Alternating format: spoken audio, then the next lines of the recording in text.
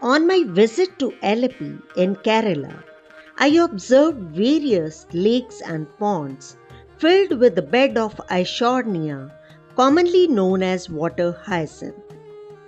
Hyacinth plays a very important role in pollution mitigation by absorbing various types of pollutants, including heavy metals present in water. It can absorb minerals and inorganic substances from sewage and is used as an organic fertilizer. It has been used in advanced water treatment in sewage and in the treatment of hospital wastewater.